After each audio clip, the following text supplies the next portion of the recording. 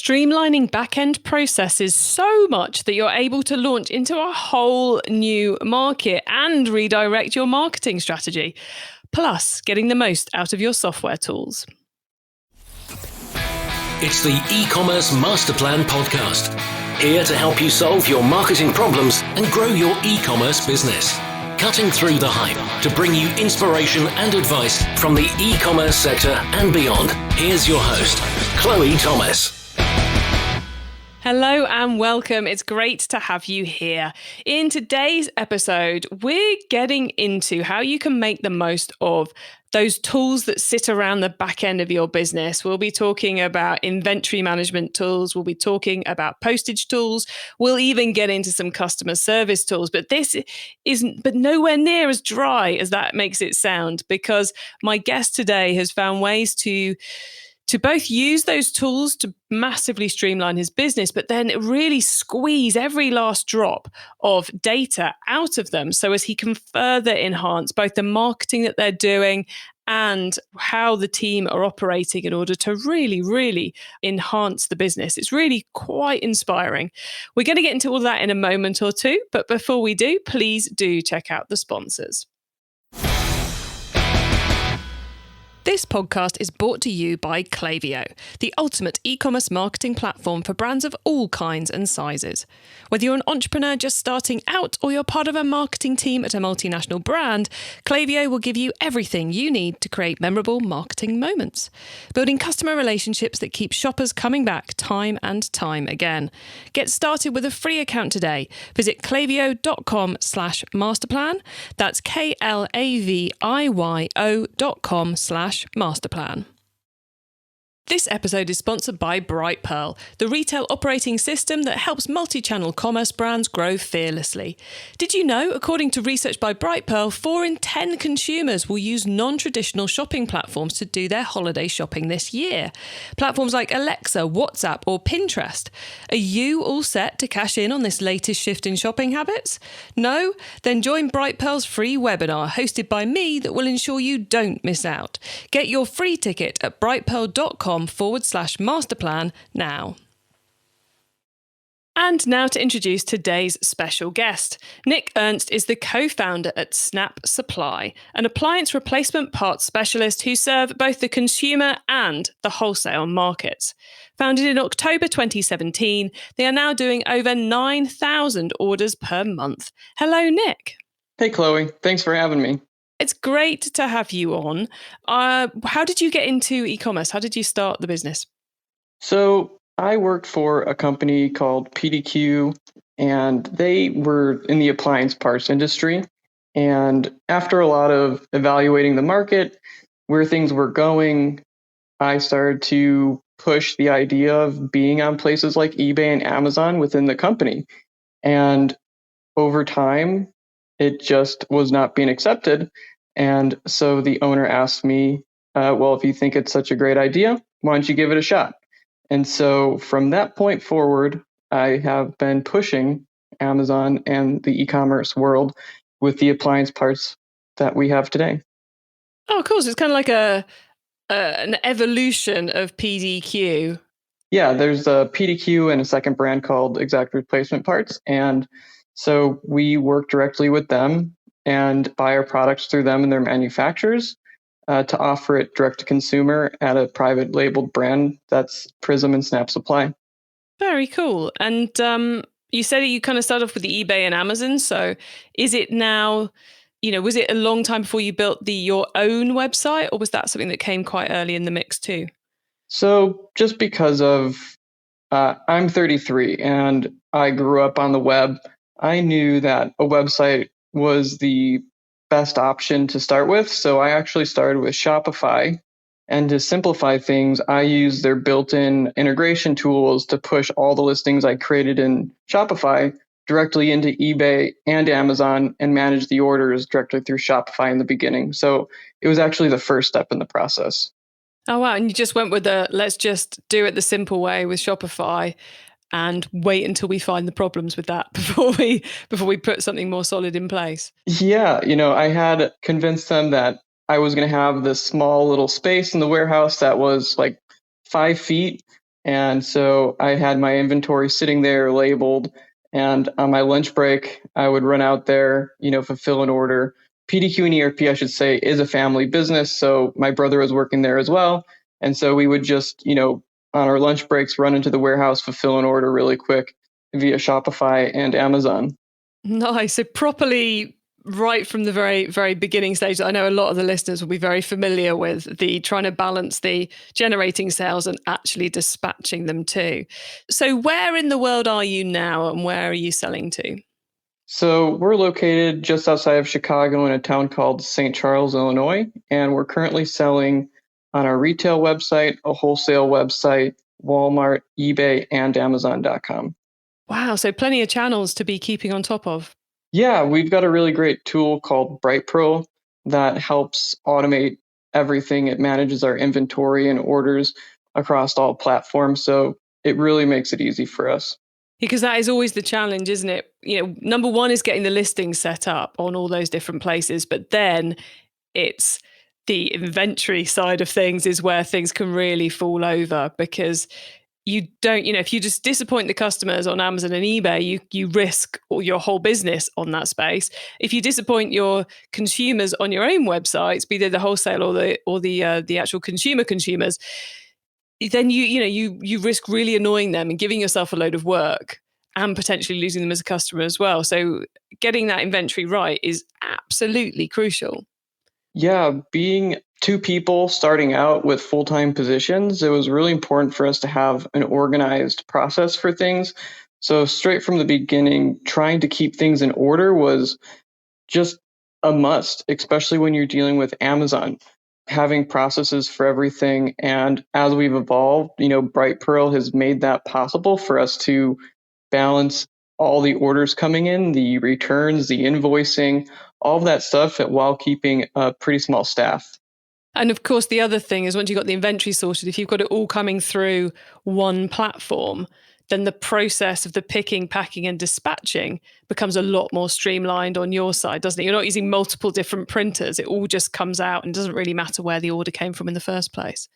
Yeah, so not to go too much on a tangent, but prior to Bright Pearl, we were spending between 40 and 60 hours a week just manually entering orders before they would get to the warehouse. So one of the biggest issues for us was actually getting that paper printed in the warehouse before 3 p.m. when the UPS or the post office would be there to pick up. So having something like Bright Pearl that automatically feeds this stuff directly into the system and pushes it directly into the warehouse, we're actually now paperless. It's all done on computer. All of our packages are pre-packed on the shelves in one unit box, plus a few that are loose in case people buy more than one item. You can pack probably 100 orders or ship 100 orders in an hour by yourself. So just you said something there which I thought was really fascinating is that you have the product ready to essentially slap a label on it and go on the shelves. You're not picking something, putting it in a box, labeling it up and going. It's literally packaged and ready to go right there and then. Yeah, so everything's in a shippable box, ready to ship, and we literally just print the label with a little attachment that's about an inch long that says the location and quantity. So do you get it from the manufacturer in those boxes? So literally you take it off the pallet, put it on the shelf and it's ready to go? Or are you doing like a batch process as a pallet comes in that you're prepping it for going out again before you put it on the shelf? Yeah, so Bright Pearl has a couple different inventory management systems, and they give us a great insight into what products we're selling and how much, whether it's in quantities or 1 or 2 or 5, whatever that may be.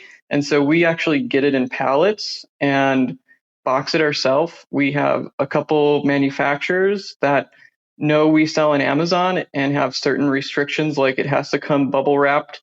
And so we pass some of that stuff off onto our vendor, but we keep our shipping costs cheap by using the palleted version. So it comes in bulk bubble wrapped for us, and then we just slide it into a box and tape it shut. Very clever. I like that. And I hope that some of our listeners are going, that's a very interesting way of doing things. If we did things like that, then we could get rid of some of those kind of spikes and those dull periods in the warehouse. So when it's a dull day, you can have everyone boxing, and then it speeds everything up when you've actually got to ship things. Yeah, my life was pretty hectic prior to Bright Pearl, and until we had Bright Pearl, that was what made that really possible for us, because most of my time was focused on where we at in the order releasing process, where do I need to be to help out.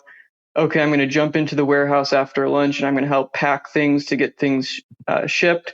Once Bright Pearl came into place and eliminated the order process, it gave me time to just stand in the warehouse and look around and say, what are we doing here and how can we speed things up? And it just comes down to having the time to evaluate, seeing what tools you have with the software. We have ShipStation. I spent a lot of time trying to understand what their bulk shipping processes are like.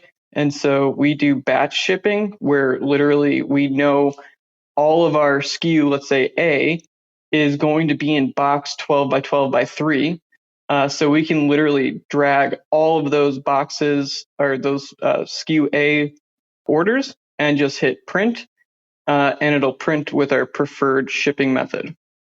Nice. I can see you've done a lot of work on streamlining that back end side of the business, which I think, like you said, you have to first off get it to the point where you're not having to dive in and do parcels, because it's taking that step back, standing on the mezzanine floor and watching everything happening, which is where you can first identify where the issues are. Is you have to kind of have that helicopter view. Yeah. Okay, so Nick, you mentioned Shopify earlier. Are you still selling on Shopify? Yeah, so we have the retail side of Shopify, and we also have a second storefront that's the wholesale. Both are powered by Shopify and love it. Excellent. And what does your team look like? Obviously, there's a whole load of people beavering away in the warehouse, saving you and your brother from packing these days. But who else is on the team? So believe it or not, we only have one person in the warehouse after a bunch of these changes. Wow. And we have a total of 7 people on staff. Most of it's customer service and sales. So are you doing the marketing yourselves, or have you outsourced the marketing activities? We do 100% of all marketing and sales and accounting internally.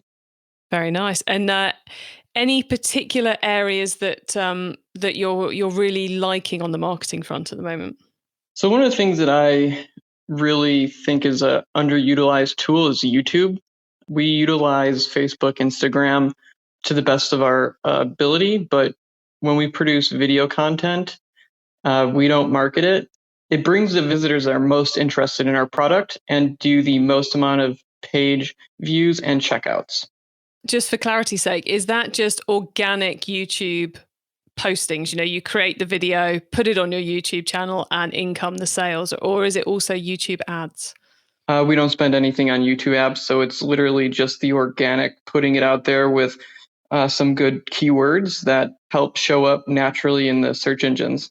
I can completely understand why that would work for you, because if I had a problem with my dishwasher, I certainly would Google it, and I'd probably quite quickly end up on YouTube looking at someone fixing it to decide whether or not I could be bothered to do that fix myself. How difficult is this? How many screwdrivers do I need? So I can see that would be a really powerful place to build that quick relationship to then get the sale.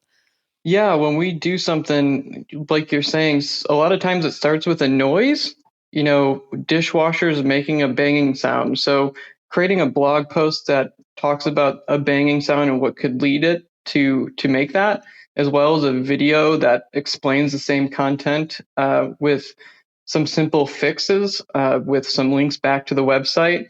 That's really what helps us grow without having to spend a ton on ads.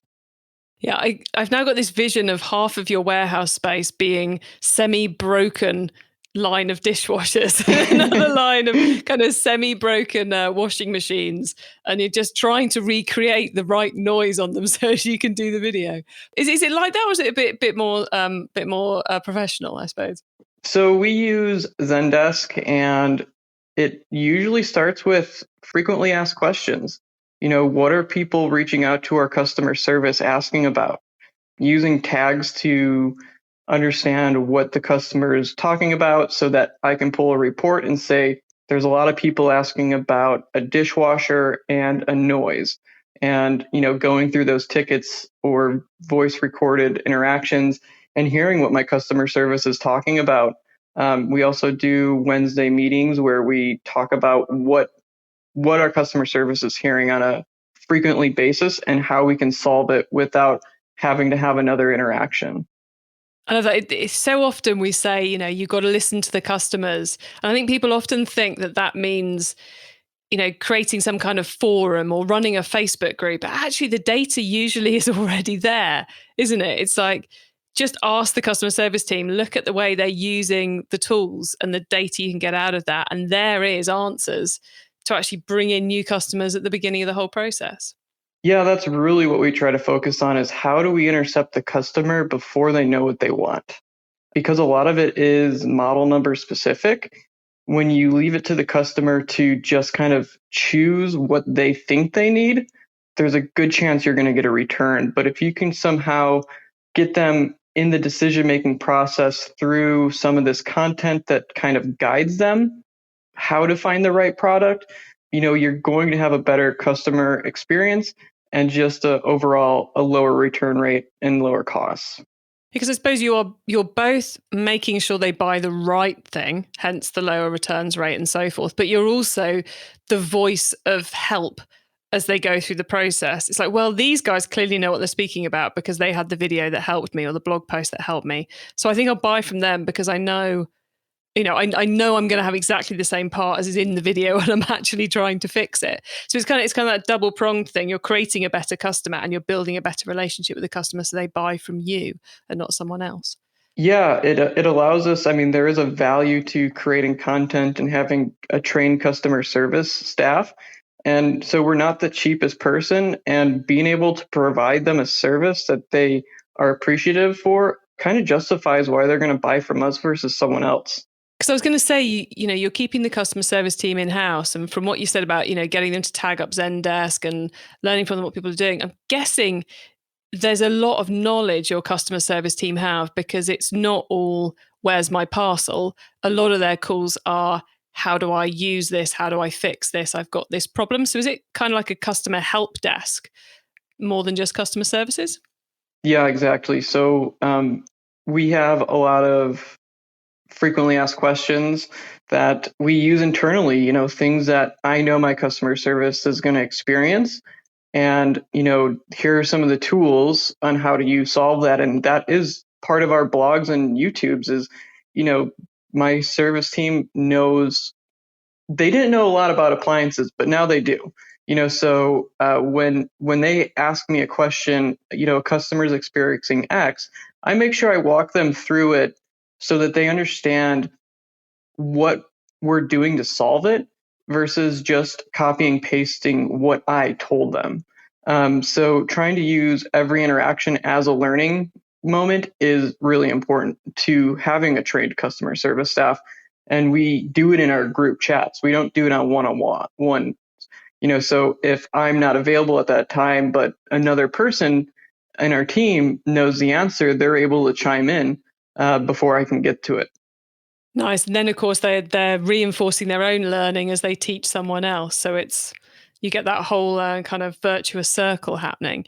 And I feel like we've been focusing on the business to consumer side of what you do, but that might just be because I do far more business to consumer than I do business to business.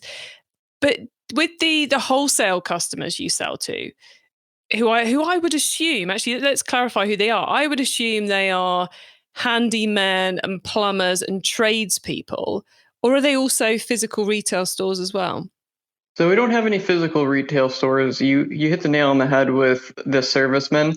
That's the vast majority of our wholesale. And I should state that wholesale is only about a year old. In October of this year, it'll be a year old. To take it a step further, back in March, I signed on with Bright Pearl. Right as we were closing down, I dotted the contract saying that I'm committing to a 2-year contract with them. It was very scary. But once we implemented Bright Pearl and I was able to take that step back, I started to see that our team had extra time on their hand because we were spending that 40 to 60 hours doing order entry. And I don't want to have to lay people off. So what did I do? I thought about how we can take the same team with the knowledge we have and start to apply it in a different format. And so that's when we created Wholesale. It gave us something to be more proactive versus reactive. So for us, Wholesale will probably be about 5 to 10% of our business this year. So it's definitely a small but growing channel for us. And obviously, as you say, you can do kind of the outreach and you can proactively go and find the service people who would buy from you. But I'm guessing the customer service side of things and the content you're putting out there helps them and attracts them as much as it attracts, the individual whose dishwasher's broken. That's a good question to ask. And I haven't looked into that one too much because most of our customers are ones that we've proactively reached out to. We've used things like Yelp and Google to create a radius of businesses that we search for in that area. And then we document them in our CRM and use them as our leads to kind of send them a catalog, shoot them a call, see how we can help them. But that's a great question. I don't have an answer on that 100% if they actually use our content. That's all right. I am occasionally here to add things to your to-do list rather than pull things out of your brain. So Nick, it seems to me like I'm very fascinated to see where you take Snap Supply, because I can see big things coming in the future. But for me, I think one of the things which really ties together a lot of what we've been talking about is that you are very good at taking a tool that improves things like ShipStation, like Zendesk, like Brightpearl, and then finding a way to squeeze additional data out of that tool, like with the Brightpearl volumes of this product that each individual customer orders, which I've explained very badly, but everyone knows what I'm talking about because they've heard the whole interview. With Zendesk, where you've got the team tagging things so you can see, common trends in what customers want help with. It seems like you've been very good at squeezing the data out of this. So for anyone who's thinking, gosh, I wonder if there's data in my tools, how would you recommend they start looking into that? So there's a couple options. In the beginning, I used Google Ads, Google Analytics, and that's always great because Google Analytics is a free service. But even if you have Shopify, they have great dashboards. Just popping in there and seeing what statistics they're automatically pulling for you and pulling the full report and thinking about, well, what does this mean? What can I do with that? And that's really what it comes to, is most of our platforms have that default dashboard of information. These companies have put it there for a reason because other companies have used it and found it helpful. So I always start with the dashboard, think about it, and then see what other reports can be pulled from within that own area. E-commerce Master Plan is supported by some of the greatest companies in the e-commerce sector. Here's a reminder of who they are. Success in 2021 means building stronger relationships with your customers.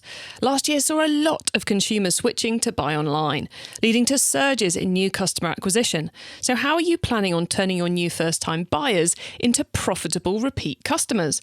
Well, that's what Klaviyo is for. Klaviyo helps businesses create memorable marketing moments through email, SMS, and personalized website experiences. And that is what creates repeat purchases. That's why Klaviyo, the ultimate e-commerce marketing platform, is used by over 50,000 e-commerce brands around the world. Get started with your free account today. Visit klaviyo.com/masterplan. That's klaviyo.com/masterplan. This episode is sponsored by Brightpearl, the retail operating system that helps multi-channel commerce brands grow fearlessly. Research shows that consumers plan to do their holiday shopping on TikTok, Pinterest, and Alexa.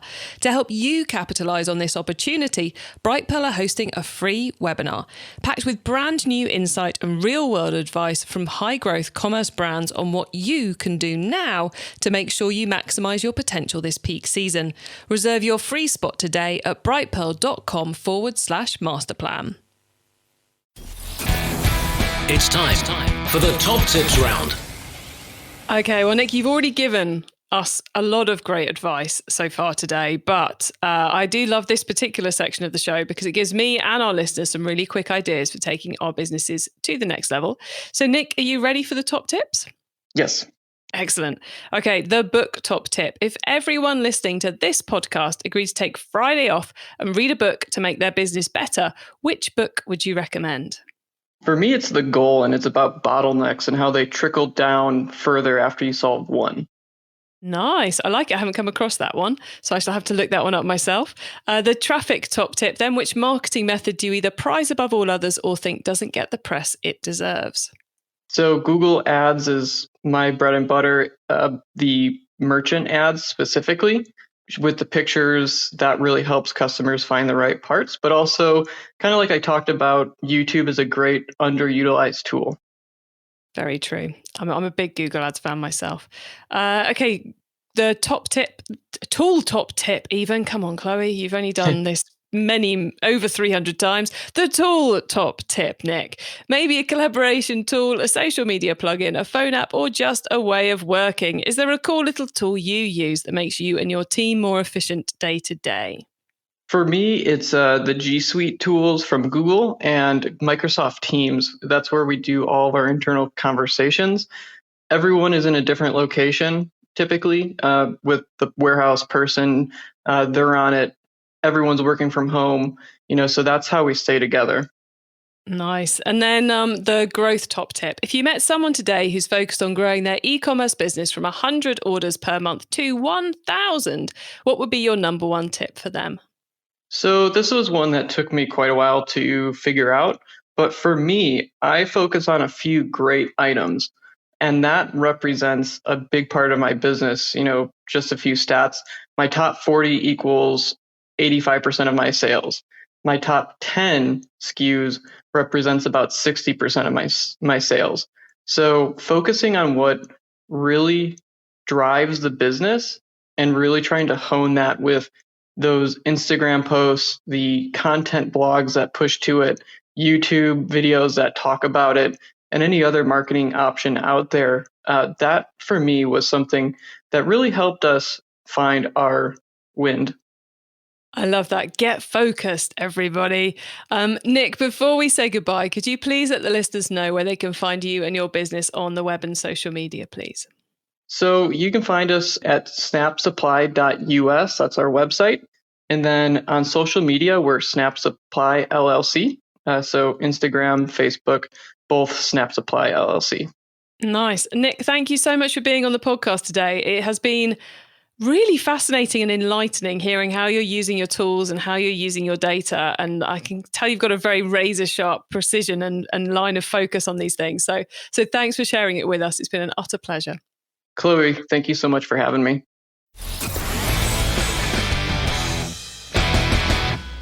What a fascinating run through with Nick there. And just the way in which he's kind of gone to those tools that he's using and found ways to squeeze additional data out of them, to then use that data to streamline the processes and improve the content they're producing in order to both open up time in the team to create new sales and marketing opportunities and new growth opportunities, but also to direct where the marketing effort is put. And I thought his final growth top tip around really zoning in on the items in your inventory, which are the ones that make the difference, was just, it's something we hear, you may hear quite frequently, the 80-20 rule and all of that, but it's hard to do it. But clearly getting laser focused there, Nick, is driving Snap Supply to some great things. Now, you can grab the notes for this episode and the top tips, links to what we've mentioned and other bits and bobs by heading over to ecommercemasterplan.com/podcast. One of the bits and bobs you can also do there is add yourself to our email list so you don't miss out on any of the other things I share to help you improve your business. And thank you so much for tuning into this and every episode of the E-commerce Master Plan podcast. I bring you a new interview every week because I want to inspire and help e-commerce business owners to succeed and thrive with their businesses. So if you know someone this show can help, please, please, please, please tell them to listen to the E-commerce Master Plan podcast. I hope you have a great week and don't forget to keep optimizing. Thank you for listening to the E-commerce Master Plan podcast. Find out more at ecommercemasterplan.com/podcast.